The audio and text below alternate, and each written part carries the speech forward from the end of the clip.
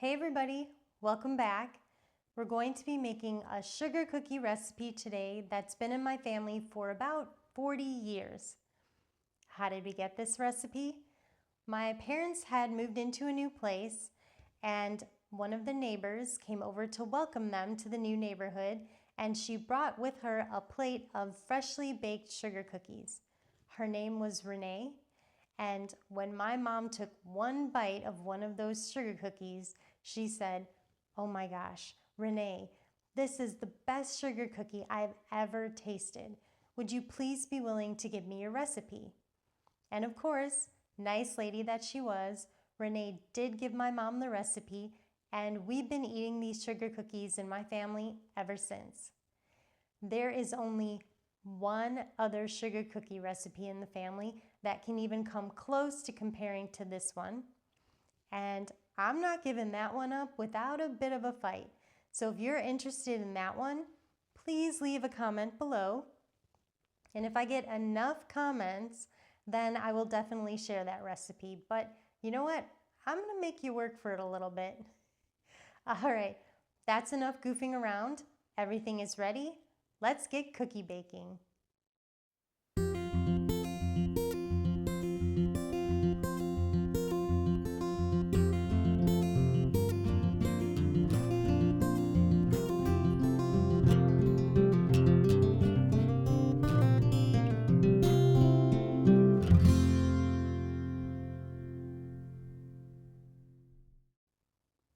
It's time to make our sugar cookies. The first thing we're gonna do is put in our bowl 2 sticks of butter, softened, 1 cup granulated sugar, and 1 cup powdered sugar. Now we're going to cream the sugars and the butter together.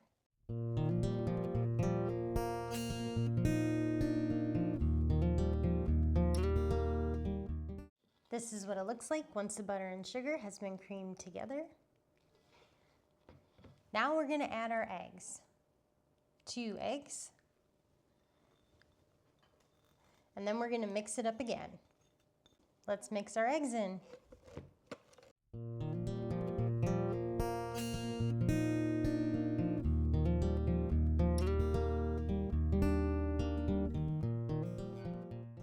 Okay, our eggs are mixed in, and this is what it looks like. You can see it's a nice, beautiful yellow color. We're going to move on to the next step. I have set aside the bowl that has our butter and sugars in it and eggs. And for the moment, you're going to need a bowl that has 4 cups of flour in it, along with 1 teaspoon of baking soda, a half teaspoon of cream of tartar, and 2 teaspoons of salt. So that's what I have in here is the baking soda, cream of tartar, and the salt. And I'm going to mix that in with our flour.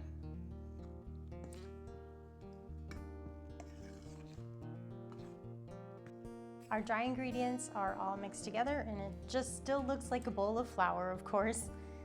I'm going to pull back the bowl with our mixture in it, with our butter and sugar and egg.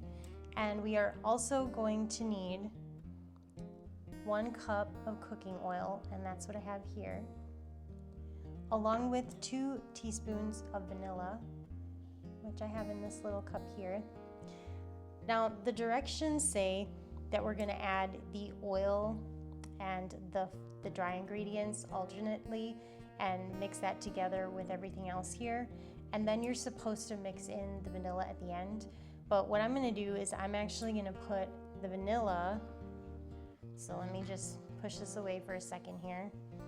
I'm going to put the vanilla in with the oil and just do it all at once because I don't want to try to mix the vanilla in separately. So I'm going to pour that in. Okay, now I'm mixing the vanilla with the oil, and now we're going to add the dry ingredients and the oil alternately, and we're going to mix it up. So first I'm going to add some of the flour mixture, the dry ingredients, a little bit like that, and let's get mixing.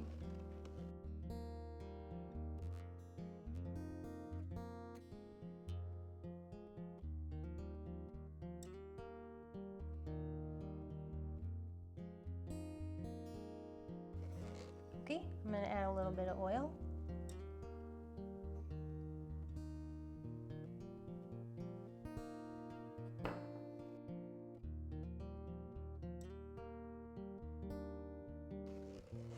More dry ingredients.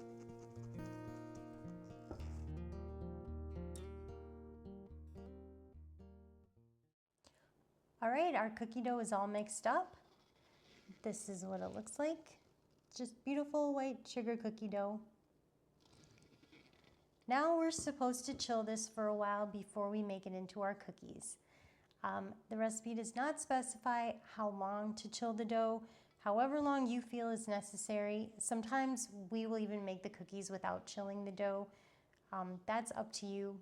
I'll leave it up to your judgment there. Usually they turn out no matter how we do it, but I'm gonna pop this in the fridge for a little while. So we'll be back to make our cookies soon. I have taken the cookie dough out of the fridge. I left it in there for about 35 to 40 minutes, and I think it's plenty chilled enough to do what we're gonna do. The recipe says next that we are supposed to shape the dough into walnut-sized balls and place them on our cookie sheet. I actually don't do it that way anymore. This is easier. I'm using a number 50 cookie scoop, which is 1.5 inches across here. That's what I'm gonna use to scoop my dough and place it on the cookie sheet. And then we're going to squish them down as well. But first, let's get some dough balls on the cookie sheet here. So I'm just gonna take it, go like that, and put them on the cookie sheet.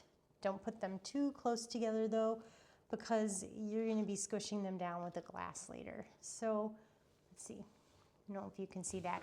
I'm gonna start at the bottom here so you can see what I'm doing. So I'm gonna put a cookie down there.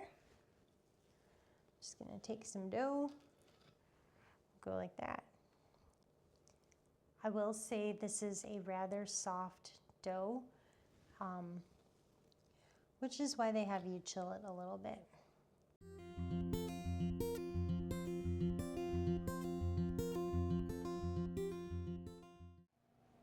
Now that I have my dough balls on my cookie sheet, I turn my oven on and it's preheating to 325 degrees Fahrenheit. And the last step before we can bake these cookies is to take a bowl of sugar and a glass. I have a juice glass here. And get the bottom of the glass a little bit greasy from the cookie dough, and then dip it in the sugar, and then use it to flatten the cookies. And this will put a little bit of sugar on them too. So kind of like that. You can see how I did that. Go around and do all the cookies on your sheet. Don't have to do it too much, but you want them to be flat enough, and you want to get a little bit of sugar on top too. Our cookies are all ready to go in the oven, and this is what they look like.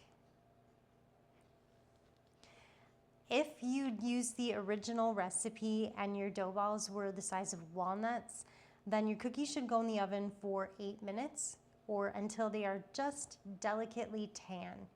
Now, these are a little bit bigger than that. These are from that number 50 scoop that was 1.5 inches across. These are gonna go in for 10 plus minutes, so at least 10 minutes, and it might take a little bit longer. But when they are delicately tan, that is when you pull them out of the oven right away. You definitely don't want to overbake these. All right, I'm gonna get these in the oven, and I'll see you again when they come back out, and we'll give them a taste test. See you soon.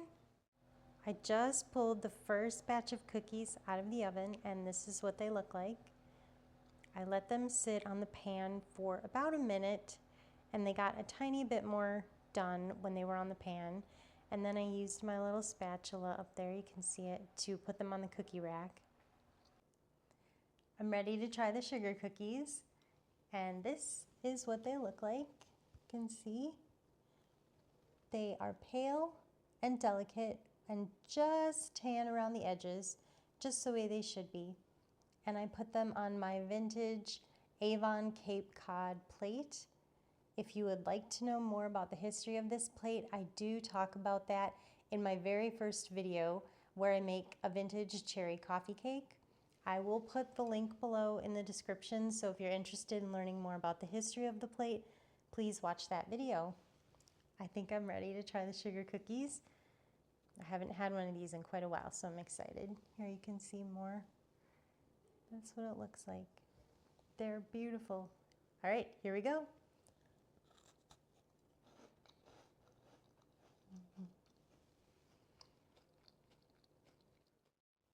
As always, these sugar cookies are absolutely delicious. They're perfect. They are delicate and light and crispy, and they crumble and just melt in your mouth.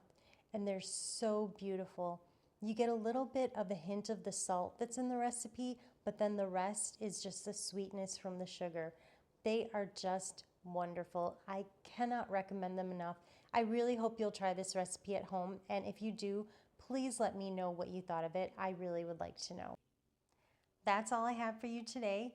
I hope you enjoyed this episode of Baking Book and History Nook. If you did, will you please hit the thumbs up button and share it with your friends? And definitely please subscribe to the channel. I would very much appreciate that. Also, if you would like to see more of my vintage and antique china and dishes, let me know that as well in the comments. I would be very willing to show you more of what I have. Thanks for watching. See you next time. Bye.